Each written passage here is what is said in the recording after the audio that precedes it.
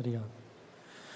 Boa tarde, pessoal. Tudo bom com vocês? Primeiramente, é uma honra estar mais um ano aqui. O evento está muito bonito hoje. Parabéns ao Nick. Eu acho que é um dos maiores GTS que eu já vi.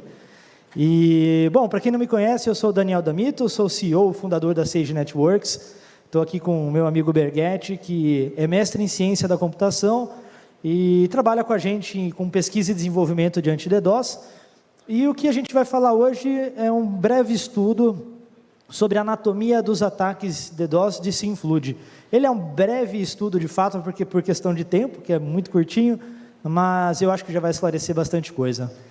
Bom, contexto, né, do que a gente escolheu falar desse assunto. Em 2025, a gente teve muita evidência, um tipo de ataque que a gente chama ele vulgarmente de SYNEC, né, são os ataques TCP, que vem com as flags SYN e EC, e esse é um ataque que escalou bastante, se tornou bastante grande, se tornou muito recorrente, e até que a gente teve bastante conteúdo sobre isso na internet, em palestras, em vídeos, mas uma coisa que a gente não falou é sobre o SymFlood, que em muitos dos casos é como esse ataque de SYNEC começa, e também a gente quer trazer uma visão do ataque de SymFlood, e a gente quer trazer uma visão também sobre esses ataques do ponto de vista dos servidores, né, que são vítimas intermediárias em muitos casos, e eu vou explicar melhor isso que eu quero dizer nos próximos slides, tá?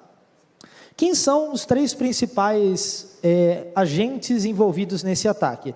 A gente tem o próprio atacante, quem origina esse DDoS, a gente tem servidores, geralmente web, mas pode ser qualquer aplicação, e a gente tem uma vítima final. Essa vítima final, às vezes, é o próprio servidor, às vezes é um outro usuário, mas nos ataques tanto de SymFlood quanto de SYNEC-Flood, nós temos esses três principais atores, agentes envolvidos, tá? Quando a gente fala de um ataque de SymFlood, ele tem dois tipos de objetivos principais. O primeiro objetivo de um ataque de SymFlood é indisponibilizar uma aplicação. E esses são os ataques de SymFlood mais comuns que a gente está acostumado a ver, a ouvir e a falar sobre eles. E nesses ataques aqui, geralmente os IPs de origem são bastante diversificados, por duas razões. Uma das razões é porque o IP de origem desse ataque, ele não importa necessariamente. Inclusive, quanto mais IPs de origem você tiver num ataque de SymFlood, com o objetivo de deixar um servidor fora do ar, melhor, mais difícil para se mitigar. Se a gente tivesse 5, 10, 20 IPs de origem, seria muito fácil de resolver. E o segundo motivo também para esses IPs eles serem muito diversificados é que geralmente são espufados. Então, quem gera esse ataque DDoS, ele pode simplesmente diversificar, fazer um ataque espufado. Quanto maior a quantidade de IPs de origem, melhor para a efetividade desse ataque, tá? E o tamanho desse ataque, ele geralmente vai ser relevante. Por que eu trago esses dois pontos aqui? Você, do ponto de vista de um servidor, seja web ou qualquer outro tipo de aplicação, se você quiser saber se o objetivo do SymFlood que você está recebendo é para derrubar o teu servidor, ou se o objetivo desse ataque de SymFlood é refletir um ataque de SYNEC contra alguém, você pode olhar para esses dois pontos. Se os IPs de origem forem muito diversificados e o tamanho for relevante, esse relevante é um pouco subjetivo, provavelmente o seu próprio servidor é a vítima desse DDoS, tá? Então, a gente tem aqui um atacante gerando bastante pacotes TCP SymFlood contra um determinado servidor. O usuário final que quer acessar esse servidor, ele vai ter o serviço negado, porque o servidor vai ter ali a tabela de conexões dele muito saturada, ou CPU saturado, ou recurso de rede saturado. Então, esse é um ataque que ele tem como objetivo indisponibilizar um servidor. Também não vai ser um ataque pequeno, geralmente, porque o objetivo do ataque é justamente deixar o teu servidor fora do ar. Mas a gente tem outro tipo de ataque de SymFlood, que aí o objetivo dele é refletir esse ataque contra alguém. Então, o objetivo não é derrubar o teu servidor, o objetivo dele é usar o seu servidor para refletir o ataque contra alguém. Eu não sei se todo mundo aqui entende o conceito de reflexão de DDoS, mas eu vou fazer uma breve explicação que está nesse desenho aqui do lado. Você tem um atacante, ele gera pacotes com IPs de origem falsos e espufados com IP que não é dele, com o IP da vítima a qual ele quer atacar. Esse servidor ele vai receber uma requisição e ele vai responder essa requisição para aquelas pessoas, para aqueles hosts que têm aqueles IPs que foram espufados. Uma analogia para quem não conseguiu entender. Imagine que eu quero prejudicar alguém de vocês aqui, né? Quero prejudicar o Denis que está aqui na plateia. Então, eu sei o endereço dele, eu ligo para dezenas de pizzarias na cidade, eu falo, olha, eu quero pedir, meu nome é Denis, e eu quero pedir dezenas de pizzas aqui para minha casa. E eu faço isso com várias pizzarias. O que essas pizzarias vão fazer? Elas todas vão mandar vários motoboys entregando pizza lá para a casa dele. E aí, como consequência, se ele realmente estiver esperando algum delivery de algum lugar, ele vai ter tanta gente buzinando ali que ele não vai conseguir saber quando é o pedido dele de fato. Isso é a negação de serviço. Tá? Então, esses ataques de reflexão, vocês podem imaginar que a quantidade de IPs de origem desse ataque, ela vai ser provavelmente menor, e vão ser IPs que têm alguma coisa a ver entre eles. Ou vão ser de um mesmo bloco, /24, /22, qualquer coisa que seja. Ou vão ser de um mesmo ASN, ou vão ser de um mesmo cone de ASN. Então, essa terceira opção de um mesmo cone é um pouquinho mais difícil, porque você vai precisar olhar tudo isso, e vamos supor que é um fornecedor de trânsito A, que tem um downstream B, C, D, E e F. Você vai ter que olhar se todos esses IPs de origem pertencem ao mesmo cone, mas se você chegar a essa conclusão, que os IPs têm algo em comum entre eles, provavelmente esse ataque não é para derrubar o teu servidor, e sim para usar o seu servidor para responder pacotes para alguém, e esse alguém são justamente esses IPs espufados. Tá? Geralmente, esse ataque ele tende a ter um tamanho menor. Então, se você estiver recebendo um SymFlood ali de algumas dezenas de milhares de pacotes por segundo só, também é outro indício de que esse ataque tem como objetivo refletir DDoS contra alguém e não derrubar o teu servidor. Acontece também uma coisa, então, quando a gente está falando de um SymFlood enviado para o teu servidor, ele vai responder para a vítima com SYNEC, que é como uma conexão TCP, o Two-Way Handshake que funciona. Mas, colateralmente também, existe uma RFC, de número 5961, que o objetivo dela é proteger sessões TCP contra interrupção remota. E o mecanismo dessa RFC, ele preconiza que quem recebe esse SymFlood envie pacotes de EC para testar a legitimidade dessa conexão. Então, esse ataque, o objetivo principal dele é gerar um SYNEC flood, mas ele colateralmente também pode gerar um EC flood. Tá? Então, a gente tem esses dois principais tipos de objetivo de um ataque de SymFlood. E aí eu passo a vez para o meu colega Berghetti continuar a explicação para vocês aqui. Bom, então o efeito de sofrer esses ataques, provavelmente muita gente que já passou por isso, que é equipamentos saturados, CPU no talo, drop de pacotes, links, trânsito, backbones saturados e dificuldade de acessar conteúdo, prejudicando aí a experiência dos nossos clientes. Aqui eu só vou voltar um pouquinho aqui, o Damito tem ali um ponto, o tamanho do pacote pode ser pequeno, mas escutando aqui eu percebi que, vocês também escutou como eu, que é do ponto de vista do refletor, mas para a vítima final não é pequeno. Bom, então, por que... Só estou fazendo um adendo, ainda bem que você tocou nesse assunto. De fato, esse ataque... ele é pequeno para o servidor que recebe, né, do ponto de vista dele, só que como são dezenas de milhares de servidores ao mesmo tempo refletindo, então o ataque final é muito grande. Então, para você, servidor web, é pequeno, mas para a vítima final lá é uma enxurrada muito grande. Obrigado por lembrar, Berghetti. E aí fica a pergunta, por que os malfeitores fazem toda essa volta de utilizar um servidor público na internet, na rede, para poder atacar uma rede menor e não enviar esses pacotes diretamente, seja lá, qualquer que seja esse pacote. No caso aqui, SYNEC. Por que não enviar um pacote SYNEC diretamente? Eles têm capacidade técnica para isso. Por que não?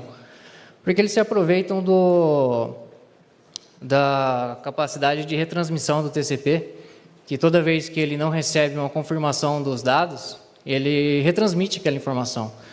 E isso... feito, como o Damito falou, em dezenas de milhares de servidores, isso amplifica o poder de fogo do atacante em termos de pacotes por segundo. Então, aqui só um exemplo de comportamento. Então, na configuração padrão aqui no Linux, que foi desse experimento, a gente tem que alguém envia um SYN, então o Linux responde com o primeiro SYNEC, e em um intervalo de tempo de 31 segundos ele responde com mais 5 retransmissões, totalizando 6 SYNECs. Então agora você imagina um malfeitor que envia o primeiro SYN e nunca mais responde. Esse servidor fica respondendo por 31 segundos, e agora imagina vários fazendo isso ao mesmo tempo, o quanto isso não amplifica o poder de fogo do atacante. De uma forma vulgar, dá até para falar, de uma forma simples, na verdade, dá até para falar que é como se a taxa de amplificação fosse de 5, né? É que tem mais variáveis no meio aqui, mas assim, de uma forma simplória, um pacote vira 5 pacotes amplificados. Isso é a diferença de reflexão para amplificação. A reflexão é usar o poder de outro, e a amplificação é explorar algum recurso igual a retransmissão para fazer com que seja maior. Mandei um pacote, ele virou 6. Né? Esse é um tipo de amplificação. Né? Aqui a gente está amplificando em termos de PPS. Existem falhas que você quer amplificar em termos de bytes, mas no caso aqui é em termos de PPS. E para ver o quanto isso importa, aqui nós temos um exemplo de uma captura durante um ataque que nós estávamos mitigando. E mais de 50% dos pacotes desse ataque, pelo menos nessa amostragem de pouco mais de 3 milhões de pacotes, eram pacotes de retransmissões e muito provavelmente a grande maioria desses, mais de 50%, eram pacotes maliciosos que só tinham o intuito de amplificar ali o poder do malfeitor. Então, partindo para o remédio, coisas a se fazer, a gente destaca que rate limit pode ser a primeira coisa que vem à cabeça, mas não é a boa opção. Isso pode ser alguma coisa que ajude temporariamente a voltar o acesso a algum equipamento, que você perdeu a gerência por algum motivo, mas, no geral, o rate limit ele ajuda o atacante e prejudica ainda mais os nossos usuários, né, o acesso dos nossos usuários. Então, aqui nós dividimos na visão do conteúdo, na visão de quem vai refletir, do servidor, coisas que ele pode fazer. Então, ao perceber que está tomando um SYNFLUD, já é bem batido, se pode habilitar o SYNCOOK. O SYNCOOK, caso alguém não saiba, ele tem o objetivo evitar o armazenamento de estado no servidor até que a conexão seja completa, o que evita trabalho computacional e você dá um fôlego ali para o servidor. Uma outra coisa que pode ser feita é ajustar a quantidade de retransmissões que são enviadas exclusivamente dos pacotes SYNEC. Veja que não é de todas as retransmissões, é somente dos pacotes SYNEC que acontece no estabelecimento da conexão. Então, por padrão no Linux, isso é 5, e esse valor pode ser ajustado e ele tem dois objetivos. Tanto diminuir a sobrecarga do seu equipamento, do seu servidor que vai processar aquilo, porque ele vai ter menos retransmissões para fazer, tanto ajudar todas as redes em que esse SYNEC vai passar, a diminuir o poder de fogo, o poder de amplificação em termos de PPS do malfeitor. Talvez até uma sugestão, um approach melhor para isso, porque assim, a retransmissão, a quantidade de retransmissões é importante. Quem desenvolveu a RFC não fez isso à toa. Esse número é importante. Então, a gente pode ter, por exemplo, um mecanismo, né, no servidor que quando der uma dada quantidade de pacotes SYN recebidos, ele diminuir de forma dinâmica a quantidade de retransmissões, por exemplo, né? Para que no estado normal ele retransmita 5 vezes, mas durante um evento de suspeita de ataque ele diminuir essa taxa, por exemplo, né? Perfeito. Uma outra alternativa é ter um servidor dedicado a validar conexões, por exemplo, SYNProxy. Aí você divide carga de trabalho, né, da sua aplicação de fato com outro servidor. E nós deixamos de referência aqui a RFC 4987, que discute alguns outros mecanismos e vale a leitura.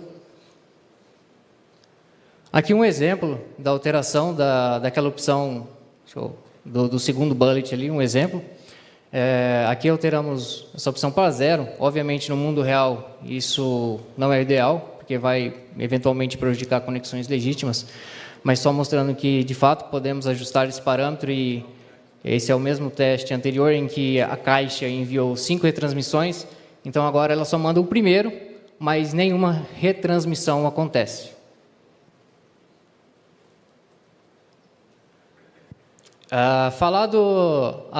Os remédios para o lado do conteúdo do servidor, vamos falar um pouco dos remédios para o lado do provedor.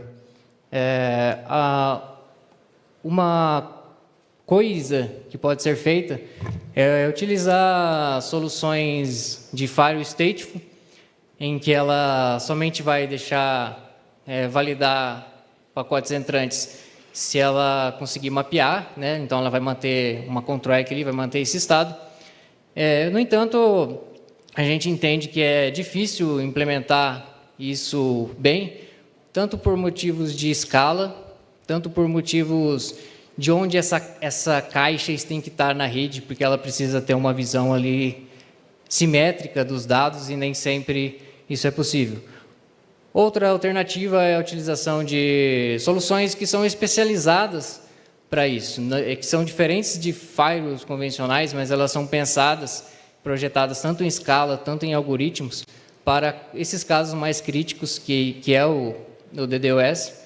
E essas soluções possuem N algoritmos e técnicas diferentes de mitigação, que muitas vezes nem são tão abertamente documentadas, até para evitar que malfeitores passem a explorar e contornar, eventualmente, essas mitigações, e correndo o risco de ser repetitivo.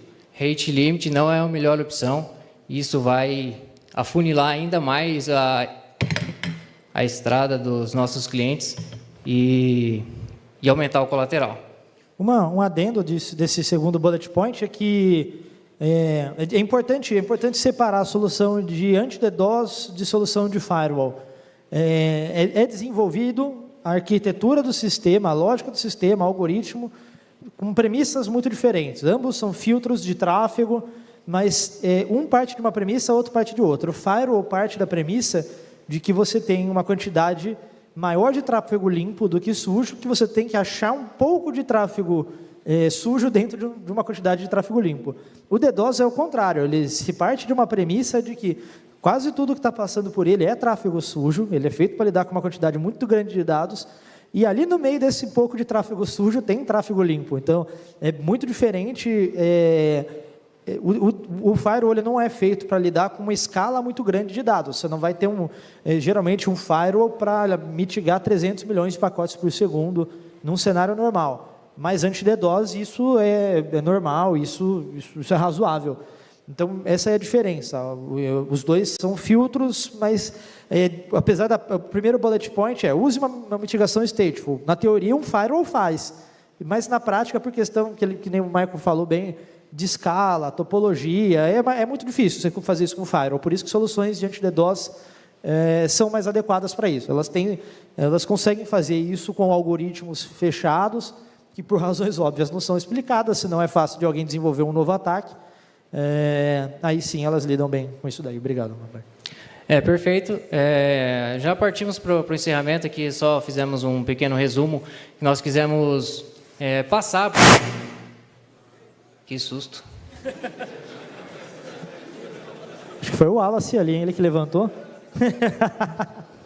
Nós quisemos passar aqui essa visão de como um ataque ele pode ser arquitetado, né? Ele pode ser arquitetado para atacar o conteúdo em si, mas ele também pode usar vários conteúdos, vários servidores para atacar uma vítima final. Aí, Damito, pode completar, pode encerrar para nós?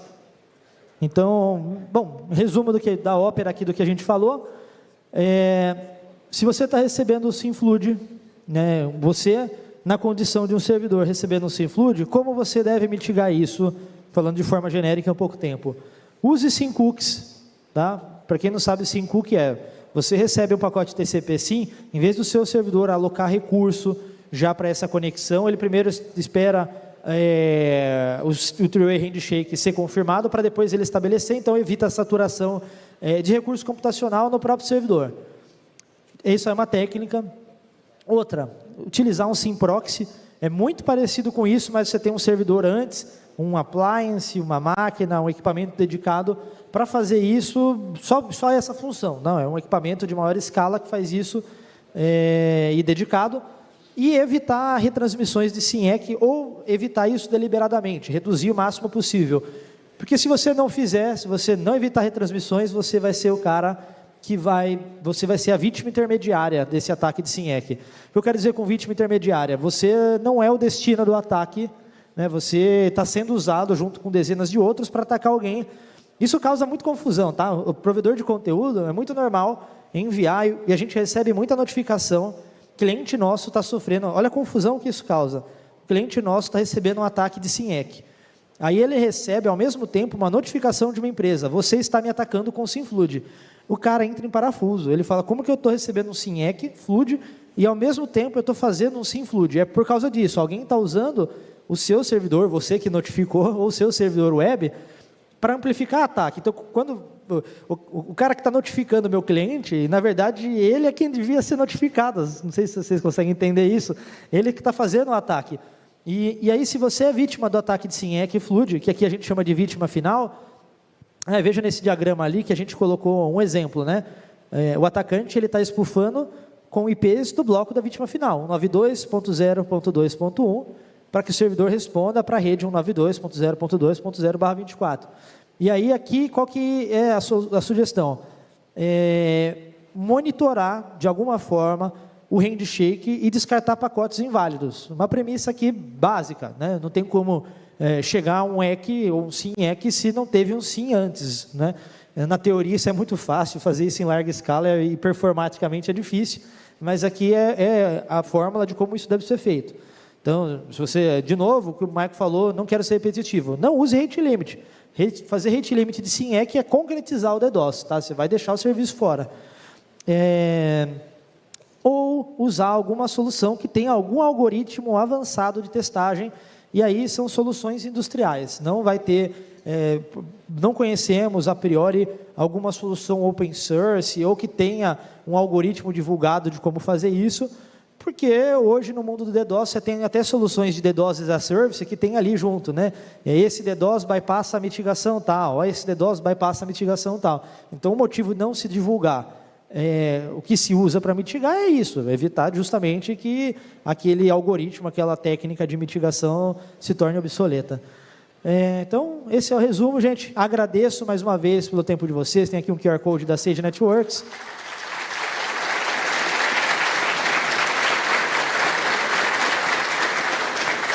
A gente tem um tempinho para perguntas e respostas. Ótimo. E vocês fiquem à vontade também para depois passarem no nosso stand. A gente está expondo lá, bater um papo comigo, com o Berghetti, com a Ayub. Participar de um quiz, ganhar uma garrafinha também, tá? Vai ser uma honra.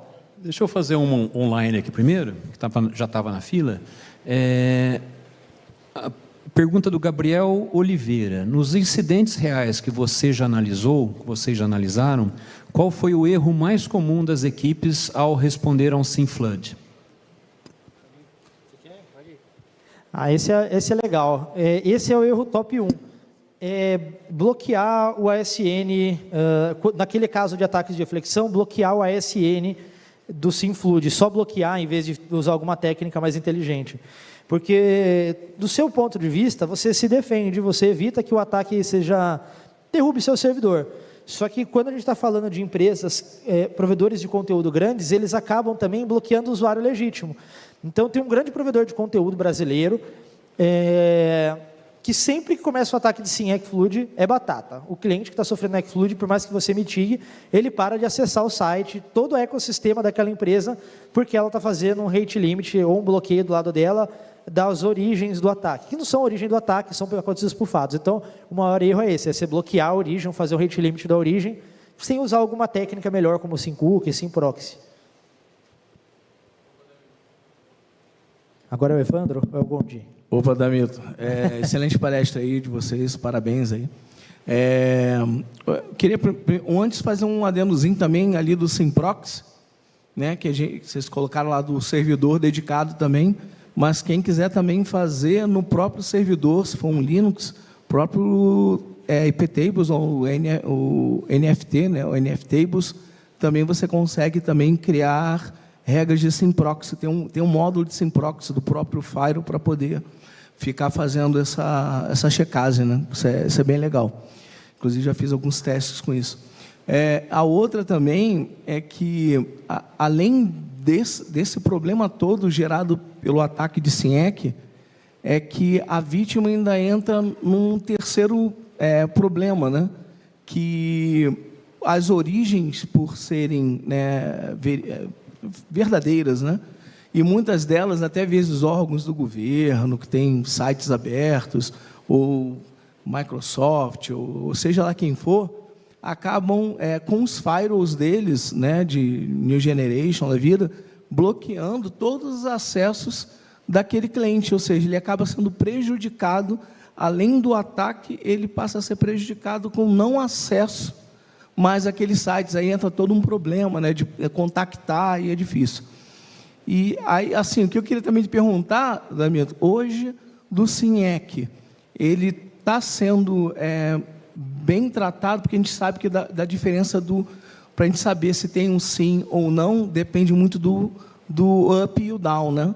Como a gente está na mitigação, normalmente vai o up pelos upstreams e o down desce pela mitigação. Isso está funcionando muito bem hoje, ou de alguma maneira, alguma challenge, alguma coisa para detectar e bloquear esses SYNECs? Cara, a pergunta é muito boa. No começo, quando chegaram esses ataques, nenhuma solução, para quem não sabe, a gente tem uma nuvem de mitigação, a gente opera ela. Quando começaram esses ataques, todas as soluções que a gente tinha, nenhuma mitigava esses ataques. E a maioria fazia rate limit, por isso que a gente repetiu tantas vezes, não faça rate limit, porque, cara, isso era jogar a água do banho com o bebê dentro, fora. E a gente não tinha nenhuma solução, e o Ayub, cadê o Ayub? O Ayub está aqui? O Ayub está ali. O Ayub desenvolveu, assim, muito rápido, uma solução hiperperformática que conseguia mitigar, fazendo o stateful, olhando o upload do cliente, e essa solução, ela resolvia com maestria, e resolve ainda hoje, sem um efeito colateral quase, e com uma eficácia enorme. Como a questão logística dessa solução, às vezes, é difícil de desviar o upload para a gente, aí a gente conseguiu avançar e desenvolver outras soluções que não precisam do upload. Claro que com o upload é muito mais eficaz, tem menos colateral, é mais preciso, só que sem upload a gente também mitiga com soluções que usam challenge e fazem scan da internet, uma porrada de coisas. E esse é um dos caras que, inclusive, ajudou a gente nessa pesquisa e desenvolvimento. Então, sim, a gente consegue, mas não é trivial, não é qualquer solução. E aí, mais um ponto para o Brasil, na vanguarda da tecnologia do anti-DDoS, soluções de fora não tem isso, a maioria, porque eles não sofrem do problema nessa escala que a gente sofre. E a gente tem, e isso é ponto da nossa internet ser muito melhor e mais testada, mais diversa do que a do resto do mundo. Obrigado, Gorney. Uma pergunta online aqui, do Rafael Beleiro, da UDESC de Joinville, das mitigações apresentadas para SymFlood e SymACK Flood, quais são as mais eficazes? Eu diria que, de forma genérica, as mitigações que usam aquelas técnicas que a gente falou, que elas fazem testagem de origem, usam challenge, usam ou fazem challenge através de algum mecanismo fechado dela, ou aquelas que analisam o upload. Qualquer solução que não tenha um algoritmo específico disso, ou que não olhe o upload, ela tende a ser uma solução ruim, que vai tender a caminhar para o rate limit. Só complementando, uma técnica que pode ser utilizada é tentar detectar anomalia de tráfego de origem, né? Eu sei que tem diversas variáveis e é difícil falar, faça isso que você está seguro, não vai ter problemas, mas vai muito de estudar o comportamento do ataque em andamento e aplicar a técnica correta. Por exemplo, se o ataque tiver IPs incomuns, se você conseguir identificar isso, você consegue manter o seu serviço de pé com um baixíssimo colateral, pensando do ponto de vista ali do conteúdo, que, como ele fez a pergunta de sim, é o ponto. Por exemplo, algum tipo de detecção de bots, sabe? Como foi falado até aqui hoje de manhã, malwares que infectam dispositivos, ter conhecimento dessas redes, né? E trabalhar isso. Não existe uma bala de prata existem diversas técnicas que devem ser combinadas com bastante cautela. Beleza. Por favor. Douglas, da NZM. Primeiro o único cara que eu escuto usar essa frase de jogar a água do banho com o bebê junto é o Frediani. Então, isso aí deve ser um vício de convivência. E o Ayub também ali, eu copiei dele. O Ayub também. Nós conviveram juntos, então... Ok. Eu tenho uma coisa me deixou um pouquinho incomodado com, assim, eu concordo que usaram e abusaram erradamente do rate limit e fizeram merda, falando claro, mas eu me incomodo um pouco com essa colocação tão intensa de que não usa nunca rate limit, ele não tem mais lugar, não tem mais vez no mundo. Discordo um pouco disso, porque não especificamente pro caso do Swing Flood, mas ele tem o seu lugar. Então, às vezes, pegar um pouquinho, colocar um pouco mais restritivamente essa frase, às vezes, porque do contrário, às vezes as pessoas recebem essa mensagem e falam: não, a tua solução usa rate limit para qualquer coisa, então ela não presta. E talvez não seja exatamente verdade. A gente concorda. Inclusive, a gente gosta do rate limit, só não para isso, ou para algumas coisas. O rate limit ele é ótimo com coisas que fazem retry fácil, que você pode perder um pacote e tenta de novo, está tudo bem. A gente está de acordo nesse ponto, sim. E aí, assim, entrando um pouquinho nas metodologias de solução, para isso você tem dois pontos: o ponto de vista do ISP, do provedor de internet, e o provedor de conteúdo. O provedor de conteúdo, eu vi algumas coisas bem interessantes, que eram nos serviços de proxy, colocando um cara anunciando, o próprio serviço de proxy anunciando o flow spec para um cara que iria pegar todo esse flow spec, pegar os maiores volumes e aí efetivamente aplicar flow spec na rede, certo? Um coletor dessas rotas de flow spec, e aí então selecionar o que tem mais volume das origens e então aplicar. E do ponto de vista do ISP, a análise de flow com a análise de origem, gerando um está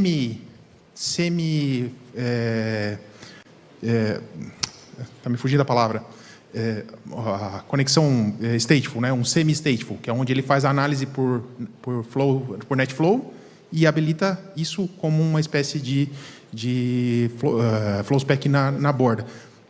Como vocês enxergam essas metodologias? Usaram algum recurso nesse sentido? Como foi a implementação de vocês? Eu não entendi essa última do flow spec, me perdoe. Tá, vamos lá, esquece, vamos ficar só no ISP. O cara fica analisando o upload através de NetFlow, gera uma lista de top bonzinho, e aí joga isso como flow spec para a borda. É uma metodologia que eu vi funcional, barata, simples, rápida. Não sei como vocês enxergam isso. É uma técnica. Ela é boa, e só o problema é a volumetria disso, né? A volumetria disso é muito grande, muito grande, e tudo é muito rápido. Então, só de ataque a gente geralmente tem 200 mil IPs de origem para mais. Então, se eu for partir para a lógica do IP de origem, o roteador vai ter dificuldade. Se eu partir para a lógica dos permitidos, também é uma quantidade grande. E não sei, a internet está cada dia mais diversa e mais frágil. Antigamente a internet era mais resiliente, parece que hoje ela é um pouco mais frágil. Qualquer coisa que você dropa, muita coisa para de funcionar. Então, o problema é o tempo disso. O NetFlow detectar, enviar para algum lugar, esse lugar enviar essa regra para permitir. Esse tempo, ele tende a causar muito transtorno, mas é uma técnica muito boa. Eu acho ela uma técnica de performance muito boa, porque usa flow spec, né, e vai usar o poder do roteador, mas é uma ideia, é um approach. Ok, obrigado. Comecei por aí, a gente começou tentando por aí. Uma pergunta online rapidinho: por que algumas empresas pegam o IP que está sendo atacado e colocam em quarentena e não fazem a mitigação? Pega um IP que está sendo atacado... olha, a resposta simples disso é que provavelmente ela não tem equipamentos especializados em mitigar DDoS, e aí ela tem que fazer black hole. Então, black hole é você descartar todo o tráfego do IP em vez de tentar olhar o que é ataque, o que é tráfego sujo, o que é tráfego limpo. Essa é uma técnica, é o RTBH, Remotely Triggered Black Hole. Ela é a primeira técnica de mitigação que existiu. Ela mitiga o ataque, mas deixa a rede também fora do ar. Então, é por isso. Uma pergunta local e mais uma online, e nós vamos encerrar a sessão aqui. Beleza. Sou Evandro, da Sage Networks. Sobre o caso de provedores de conteúdo que aplicam rate limit e bloqueio até de IPs de origem, houve também casos em que, bem no início desses ataques de reflexão de HTTPS, em que esses provedores de conteúdo estavam notificando aqueles AS que tinham os IPs pufados para serem vítimas desse ataque de reflexão, dizendo que estes AS eram geradores do ataque contra o provedor de conteúdo, quando, na verdade, eles também eram vítimas. Hoje em dia ainda acontece, bem menos do que no começo desses tipos de ataque, mas o que esse ISP, que teve os seus IPs pufados para ser vítima deste ataque, o que ele pode fazer em relação a isso e em comunicação com esses reflectores de ataque? Vou tentar responder essa e o Damito me complementa se for necessário. Mas eu entendo que para quem está tomando o ataque é um pouco mais complexo, porque ele teria que notificar todo mundo, todo o conteúdo. Então, acredito que o conteúdo que identifica está recebendo alguma coisa, fala, aquele AS está me atacando, fela da mãe. Mas quando, na verdade, é alguém espufando os endereços dele.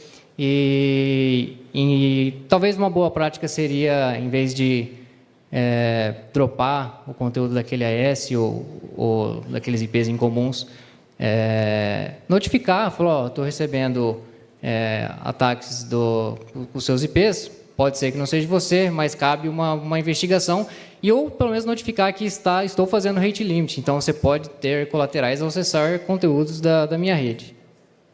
Legal. E do ponto de vista da vítima final, responder a notificação, falando, olha, eu, na verdade, estou recebendo um ataque de SYNEC e o seu servidor, na verdade, está sendo usado para refletir ataque contra mim.